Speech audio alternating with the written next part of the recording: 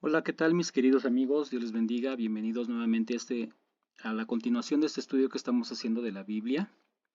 Estamos estudiando Génesis, el primer capítulo, el primer versículo. Y bueno, creo que hasta donde hemos llegado, hemos aprendido muchas cosas. Hemos descubierto verdades, principios que están ahí en la palabra de Dios y que han sido una gran bendición para cada uno de nosotros. Seguimos leyendo el primer versículo de la Biblia. En esta ocasión vamos a tomar la Biblia versión israelita. Vamos a compararla con la Biblia de las Américas 2005. Yo en lo personal recomiendo tener más de una versión para poder hacer esta comparación y eso nos va a ayudar mucho a comprender, a entender muchos pasajes de la Biblia y a enriquecer nuestro entendimiento de ella. Y bueno, vamos a iniciar con esta lectura. Génesis capítulo 1, versículo 1. La Biblia israelita nazarena dice: en el principio creó Elohim el cielo y la tierra. La Biblia de las Américas dice: en el principio Dios creó los cielos y la tierra. Y bueno, vemos que, la Biblia versión israelita nazarena emplea la palabra Elohim, que ya es una palabra que estudiamos. Elohim es una palabra en hebreo que al traducirse al español se traduce como Dios, que es como la mayoría de las Biblias lo tienen, lo vierten. En el principio creó Dios. Sin embargo, en la Biblia de las Américas vemos que hay un cambio en cuanto al orden de las palabras. Dice: en el principio Dios creó. Como hemos visto hasta ahora, la mayoría de las Biblias traducen: en el principio creó Dios. Sin embargo, la Biblia de las Américas lo cambia. Dice: en el principio Dios creó los cielos y la tierra. Y bueno, esto es algo que no es novedoso, ha sucedido en otras versiones. Por ejemplo, la Biblia textual dice: en el principio Elohim Aleph Tav creó los cielos y la tierra. Y bueno, ya analizamos un poquito qué es esto de Elohim Aleph Tav, pero vemos que también tiene el orden diferente. Primero presenta Elohim Aleph Tav y después el verbo creó. Ahora, ¿cuál es la manera correcta o cómo está en el texto bíblico? En el texto bíblico encontramos que dice: en principio creó Dios. Bereshit bara Elohim. Vemos que la palabra creó, la palabra bara, antecede a la palabra Elohim. Ahora, ¿por qué es importante mencionar esto? Hay una tendencia en ciertos grupos religiosos, en ciertas casas editoras, de, entre comillas, querer mejorar o corregir el texto inspirado. Ellos piensan que lo conveniente o lo mejor es poner la palabra Dios antes de la palabra crear. Con esto supuestamente porque le damos prioridad, le damos mayor importancia a la palabra Dios al colocarla antes. Entonces es una manera un tantito, digamos, de buena fe tal vez, de querer corregir, entre comillas, o mejorar el texto como nos fue entregado, o como le fue entregado al pueblo hebreo, eh, anteponiendo, en algunas versiones incluso ponen: Dios en el principio creó los cielos y la tierra. O como en este caso la Biblia de las Américas, que vemos que lo cambia y dice: en el principio Dios creó. Y la Biblia textual: en el principio Elohim Aleph Tav. Y bueno, algo que a mí en lo personal me llama la atención es que si miramos al pie de página los comentarios que tiene la Biblia textual, algo que me llama mucho la atención es el comentario que tiene aquí. A ver, lo voy a buscar.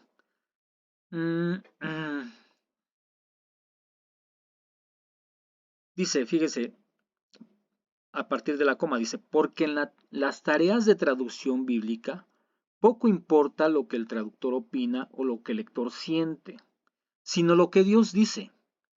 Iniciar una versión añadiéndole al texto no es comienzo honroso, especialmente si esta inserción resulta en un deslizamiento incontrolable. Bueno, llama la atención que esta misma versión, que dice que no importa lo que el traductor opina o lo que el lector siente, sino lo que Dios dice.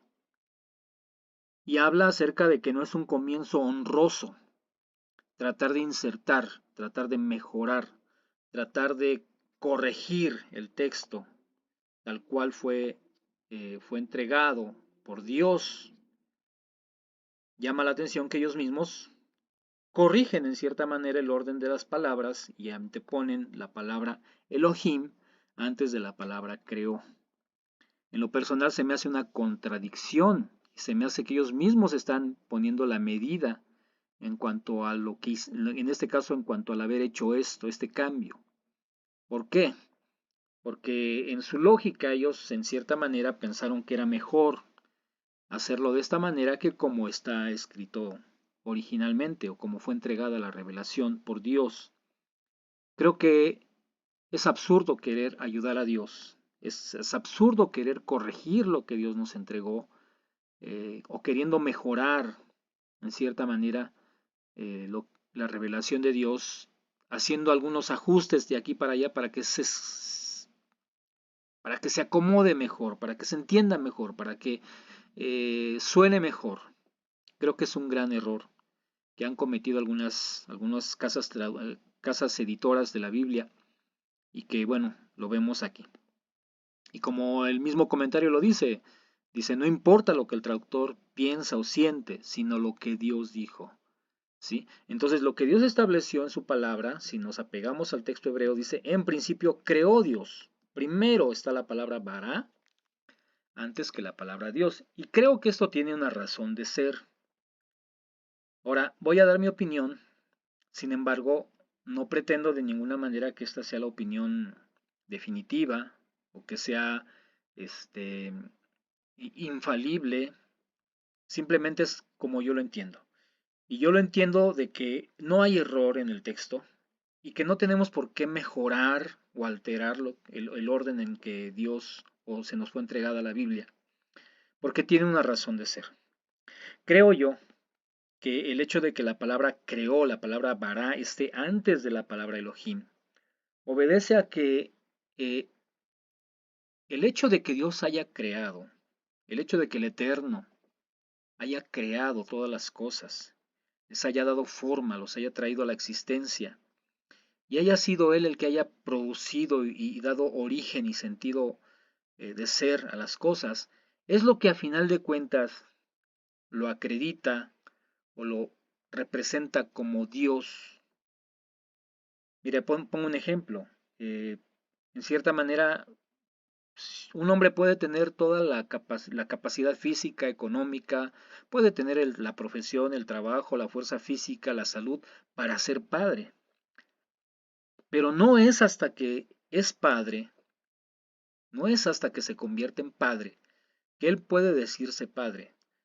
Aunque él tenga el potencial, pero si nunca ha tenido un hijo, pues no puede autodefinirse como padre. Digamos un compositor no se puede autollamar como compositor, o no puede ser compositor si no ha compuesto ninguna canción, ningún poema. Entonces de nada le vale decirse o autodefinirse como compositor si no ha hecho nada en ese terreno. Es hasta que haces algo, es hasta que en este caso creas un poema, a lo mejor otro y otro, que te puedes llamar poeta. Pero si no has hecho un poema, pues no puedes decirte o llamarte poeta. Me explico. Entonces creo que ese es el sentido, el por qué está el orden en cuanto a estas palabras. Porque es hasta que Dios crea, es hasta que el Eterno decide crear las cosas, traerlas a la existencia, que Él entonces eh, pasa a ser Dios, pasa a convertirse Dios. ¿Por qué? Miren, es como si yo fuera a llegar a una isla desierta y soy el único habitante en esa isla. No hay ninguna otra persona, salvo quizás algunos animales, plantas. Y de repente a mí se me ocurre decir que yo soy el rey de la isla. Yo soy el rey de la isla. pero no hay nadie a quien gobernar, no tengo ningún súbdito, nadie me sirve, nadie me da veneración de rey y yo no tengo autoridad sobre nadie que me obedezca. Entonces, pues voy a ser rey simplemente en mi imaginación, pero en la práctica, en la realidad, pues no voy a ser rey de nada. ¿Me explico? Entonces, para ser rey necesito tener súbditos. Para ser rey necesito tener un reino. Y para ser Dios, en este caso, el Eterno tuvo que haber creado, tuvo que haber traído a la existencia las cosas. Y entonces sí, Él es Dios, Él es el Elohim sobre lo que Él ha creado. ¿Me explico? Entonces creo que esa es una de las explicaciones que pudiera darse en cuanto a por qué está la palabra creó antes que la palabra Dios. Ahora, esta explicación no quiero decir que sea la definitiva, ya lo dije, no quiero ni pretendo tener la última palabra. Y si tú tienes otra explicación de por qué la palabra creó, la palabra bara, antecede a la palabra Elohim, la palabra Dios, pues también eh, es válido tener una opinión diferente. En lo personal, creo que no hay necesidad y que es un atrevimiento muy peligroso querer o pretender mejorar lo que Dios nos ha dado, en este caso la revelación de su palabra, en el orden en el que el Eterno quiso, en el orden en el que el Eterno nos la entregó.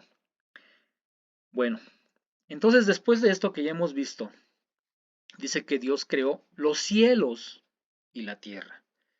Ok, vamos a tratar de terminar este pasaje porque tiene muchas verdades, muchas enseñanzas y aplicaciones que podemos entender de ella. Dice, en principio creó Dios. Aquí se recuerdan que ya vimos esta partícula et. La partícula et, esta partícula que funciona como un acusativo, es decir, señala a algo. Creed et ha, que significa los cielos. En otras palabras, una traducción literal sería, en el principio creó Dios a los cielos y la tierra. ¿Sí? A los cielos y la tierra. Porque esta partícula et señala hacia, marca un por qué, un quién. ¿Me explico? Entonces señala a los cielos. Y esta palabra cielos es una palabra plural. Recordemos que cuando nos encontramos con la terminación jim, siempre es una terminación plural. Entonces, regreso a las versiones. Por ejemplo, la versión israelita nazarena lo traduce en singular. En el principio creó Elohim el cielo y la tierra. Bueno, vemos cómo ahí las traducciones luego no son todas al 100%, digamos, exactas o transparentes o correctas. Algunas adolecen de una cosa, otras son mejores que otra en ciertos aspectos, pero siempre vamos a encontrar un pequeño pero. En este caso, la versión israelita nazarena hace bien en poner la palabra creó Elohim, hace bien, pero aquí, cuando habla en singular, el cielo y la tierra, y ahora la Biblia de las Américas lo traduce los cielos, que creo que es la traducción correcta. ¿Por qué? Porque Shamayim es una palabra en plural. No está hablando del cielo como un objeto, como o algo en específico, sino los cielos, como varios, en una pluralidad. Esto quiere decir que esta palabra los cielos puede definirse o puede entenderse de diferentes maneras. Ahora, vean que dice los cielos y la tierra. Mientras que los cielos, al hablar de los cielos, estamos hablando en plural, la tierra es en singular. Al hablar de los cielos, entonces podemos entender o comprender o deducir que se está hablando de diferentes cosas que puede interpretarse de diferentes maneras. ¿Qué son los cielos? Los cielos, en cierta manera, si nos apegamos al aspecto literal, pues podríamos pensar que nos habla de los cielos en el sentido físico, las nubes, las estrellas, las galaxias, pudiera ser, o pudiera tratarse simplemente de nuestra atmósfera. Otros interpretan los cielos como el mundo espiritual, todo aquello que ángeles, principados, serafines, etcétera. Todo los cielos en cuanto al orden astronómico y en cuanto al orden espiritual, celestial. Esta palabra los cielos pues tiene muchas vertientes de cómo podemos interpretarla o comprenderla. No es específica, recordemos, es un plural, los cielos. Mientras que la palabra tierra es un singular, es específico, la tierra. Ahora, unos entienden que al hablar de los cielos nos habla acerca de una dimensión celestial, de un mundo espiritual, que nos habla de un mundo trascendente, de una dimensión y de un aspecto de espiritualidad. ¿Sí? Mientras que al hablar de tierra nos habla del mundo físico, del mundo material, del mundo palpable, del mundo medible, del mundo que se puede pesar, que se puede razonar. Sin embargo, los cielos es aquello que va más allá de quizá de nuestra comprensión humana, que puede referirse a cosas más allá de nuestra experiencia material. Y bueno, la Biblia no es específica en cuanto a qué tipo de cielo se refiere. Pero hay algo que debemos entender en cuanto en cuanto al contexto de la Biblia. Recordemos que la Biblia, en este caso específico Génesis, fue escrito en hebreo y fue escrito en un contexto del pueblo hebreo hace 3500 años. Entonces, su manera de entender el mundo y su manera de expresarlo difiere mucho a lo que nosotros hoy tenemos, hoy conocemos. Los antiguos hebreos no tenían un concepto o no manejaban un concepto de totalidad o de absoluto. Ellos no tenían la comprensión del concepto todo, ¿sí? Como sí lo tenían los griegos, por ejemplo. Los griegos sí manejaban el concepto de cosmos, el concepto de universo, pero los hebreos no, ¿sí? O al menos en su lenguaje, ellos no tenían una palabra para definir el todo o la plenitud de. Entonces, algo que ellos empleaban, algo que se usaba en el mundo hebreo antiguo, no sé hoy, pero antes en el mundo hebreo antiguo, lo que se usaba para hablar de la plenitud o de la totalidad de algo, era que se empleaban paralelos u opuestos. Es decir, si yo quería referirme, por ejemplo, a todo el mundo animal, pues lo más seguro es que empleara la palabra las aves y las bestias. Al emplear estas dos palabras, lo que en realidad estaba queriendo decir era todos los animales. Me explico. ¿Sí? Y eso vemos muchos ejemplos en la Biblia, demasiados ejemplos en la Biblia. ¿Sí? Dios ocupa muchos opuestos cuando quiere enseñarnos ciertas verdades. Entonces, en esa línea de pensamiento podemos entender que cuando la Biblia expresa que Dios creó los cielos y la tierra, estamos hablando de dos cosas que son opuestas, en cierta manera, que son opuestas, pero que al ser cosas opuestas, se complementan.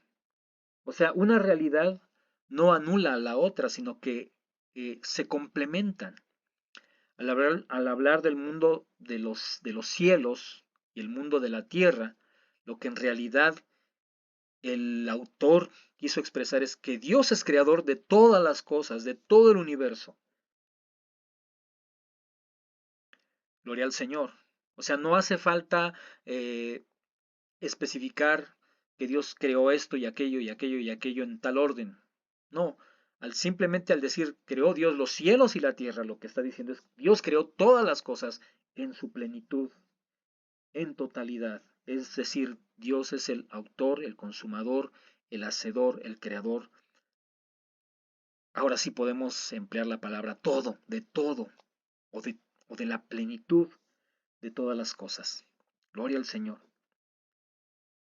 Sin embargo, también al analizar un poquito o tratar de entender el mensaje de Génesis, nos encontramos con que también las palabras importan, las palabras que se emplean importan.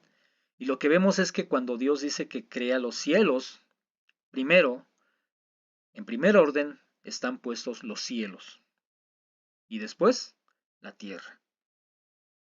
¿Sí? ¿Qué significa esto?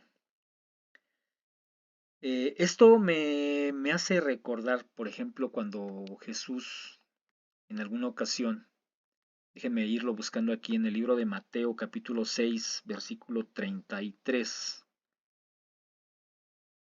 En alguna ocasión estaba hablando con sus discípulos. Jesús les dijo una de las frases quizás más conocidas del Maestro de Jesús, de nuestro Señor. Mateo 6:33 dice, buscad pues primeramente el reino y la justicia de Él, o sea, de Dios, y todas estas cosas os serán añadidas. Jesús nos invita a buscar primeramente el reino y la justicia de Dios, es decir, lo espiritual, es decir, lo celestial, las cosas de arriba. Ok, las cosas materiales tienen su importancia. Es importante trabajar, es importante preocuparnos por tener un futuro, por tener un ahorro.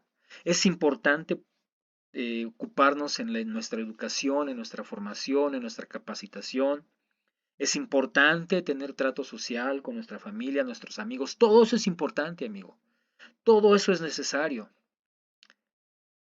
Pero no nos olvidemos que lo más importante es buscar nuestra razón de ser delante de Dios.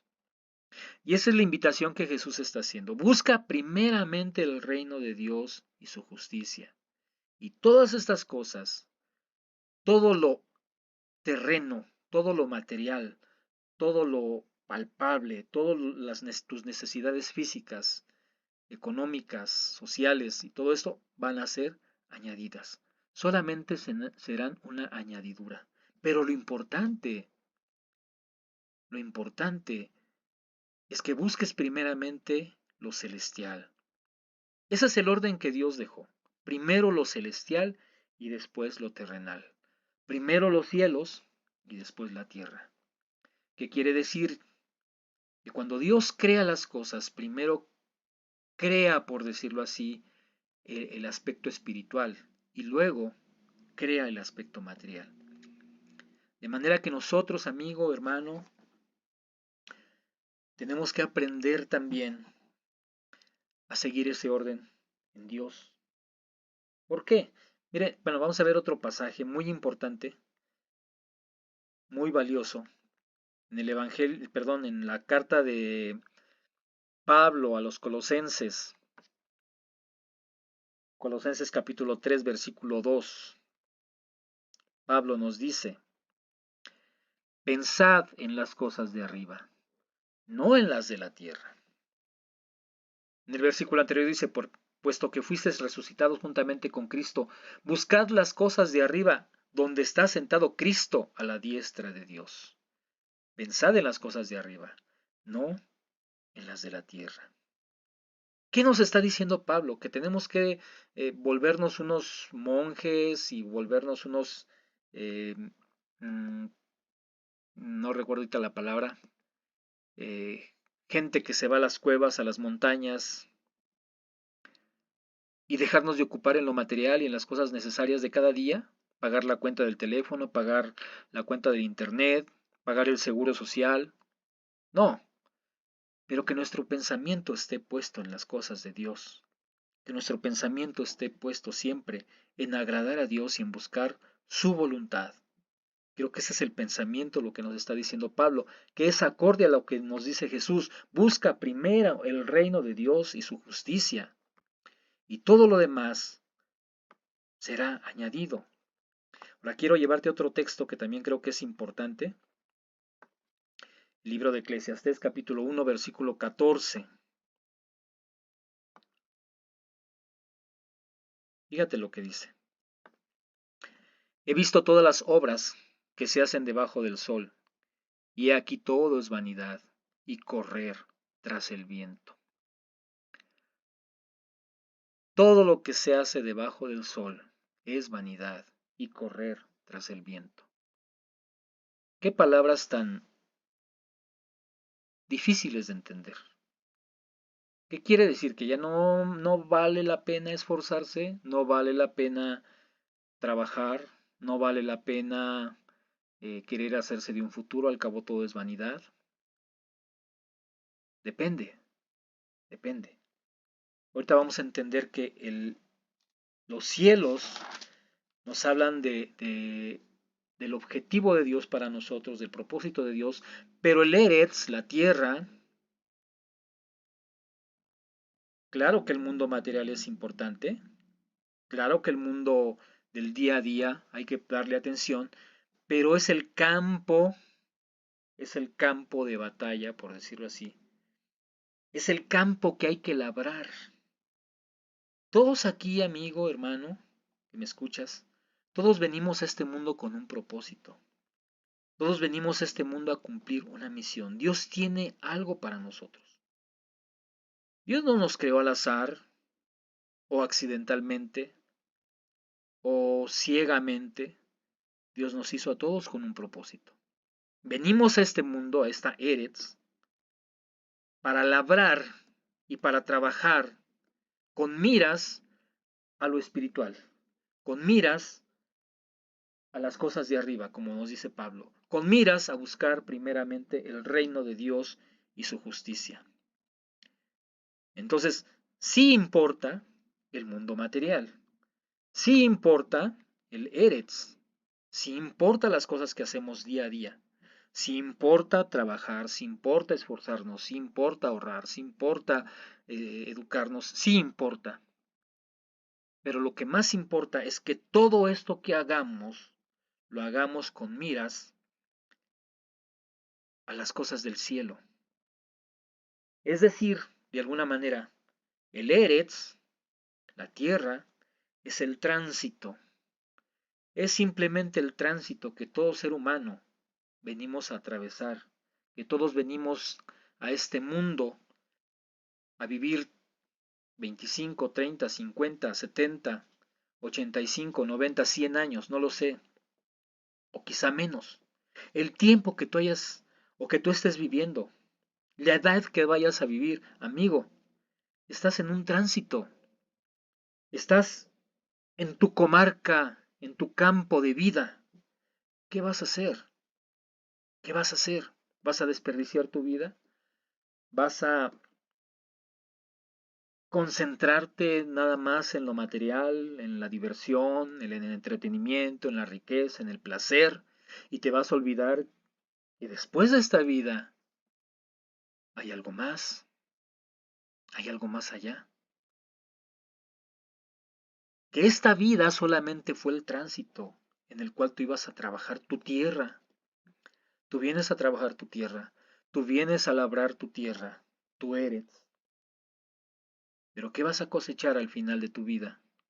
Si no trabajaste, si no pusiste tu mira en las cosas de arriba, en las cosas de los cielos, pues creo que es un mal negocio tu vida.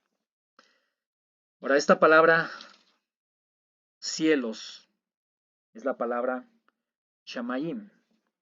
Shamayim, dice. Como ya mencioné, shamayim es una palabra plural. Y esta palabra es hermosa, tiene muchísima profundidad que enseñarnos. Se ha traducido como cielo, como aire, ¿sí? Dice que viene de una palabra raíz, shamé, que significa como ser elevado, como señalar hacia arriba. Por eso se ha traducido como cielo, lo de allá arriba. Se ha traducido, se entiende como firmamento, como cosa de arriba. También tiene que ver con los ángeles, con las nubes, con los astros del cielo. con las estrellas, etcétera. O sea, es una palabra muy profunda, es una palabra con mucho significado, mucha interpretación. Sin embargo, quiero compartirte algo que escuché de un rabino en cuanto a esta palabra Shamayim. Y menciono que lo escuché de un rabino porque eh, francamente no soy conocedor del hebreo, no conozco hebreo, simplemente investigo, recabo información, pero no soy experto en hebreo. Escuché de este rabino, que de hecho sube videos en YouTube, sobre el significado de la palabra Shamayim. Y él menciona que esta palabra Shamayim se compone, es una palabra compuesta, es una palabra plural, pero se compone de una palabra raíz que es como Sham o Shem. Y esta expresión en hebreo significa mira allá, mira allá. Es una palabra que se emplea como señalando algo, como señalando algo. Mira allá, señalando un objetivo, señalando lo que está allá. Y mencionaba este rabino, este erudito en la Biblia, que esta palabra Shem o Sham tiene que ver con los propósitos. Tiene que ver con que Dios creó todas las cosas con una razón de ser, con un propósito. Literalmente podría traducirse como los allís. Sham es como allá, pero es una terminación plural, Jim. Entonces, literalmente podría traducirse como los allís, lo de allá, los de allá. ¿Qué quiere decir esto, hermano? Bueno, esto es tremendo, es una verdad increíble.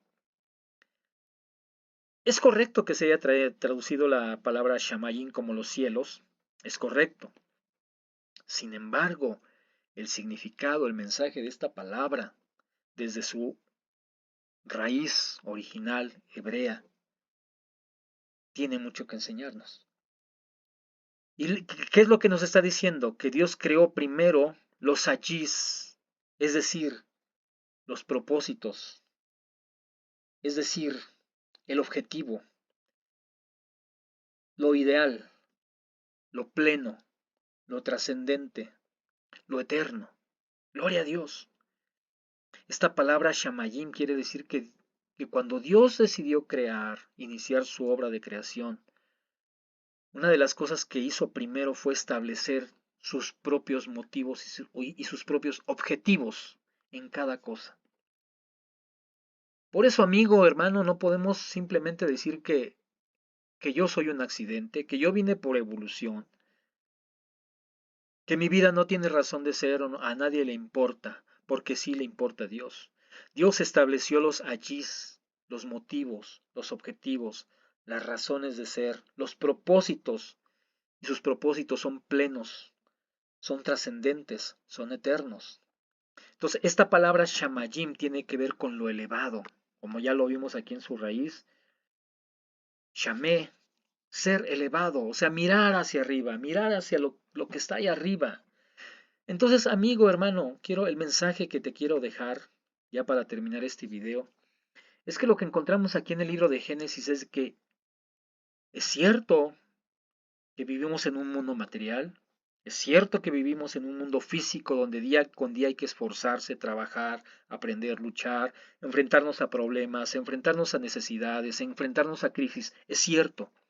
Y día a día tenemos que estar luchando y enfrentándonos y tratar de superarnos. Pero amigo, no te pierdas enfocándote solamente en lo material, en lo humano. Que tu objetivo de vida no solo sea tener una linda casa y tener una cuenta bancaria, porque esto se va a quedar. Como dice el sabio en Eclesiastés, vanidad de vanidades, todo es vanidad. Todo lo que se hace debajo del cielo es vanidad. ¿Por qué? Porque es útil en el momento, pero aquí se va a quedar. ¿Sí? Y como te decía, nuestra vida, amigo, hermano, es un tránsito en esta tierra. Es un tránsito solamente. Aquí no vamos a durar para siempre. ¿Cuántos años más piensas vivir? 5, 10, 30, tal vez. La edad que tú vivas, la carrera que tú tengas, los dones que tú tengas, los talentos, aquí se van a quedar. Lo importante es qué haces con ellos en relación a tu propósito original, en relación al propósito y a la razón por la que Dios te creó, te formó y te puso en este lugar. Eso es lo importante. Escucha la palabra de Jesús. Busca primeramente el reino de Dios y su justicia. Es decir, busca primeramente los shamayim, los ayis, los objetivos. Dios todo lo hizo con un propósito. Dios tiene un propósito en cada cosa. En crisis, en problemas, en necesidades. Están ahí por algo. Llegaron a tu vida por algo. ¿Sí? ¿Lo entendemos? ¿Lo entiendes? Estás pasando por una crisis familiar, estás pasando por una crisis económica, padeciste una enfermedad, estás en un problema. Todo tiene un propósito. Todo tiene un allí, un objetivo elevado, un objetivo. El objetivo es llevarte por encima de lo material y que tú crezcas y que tú conozcas a Dios y que tú te alineas a su objetivo, a su plan maestro.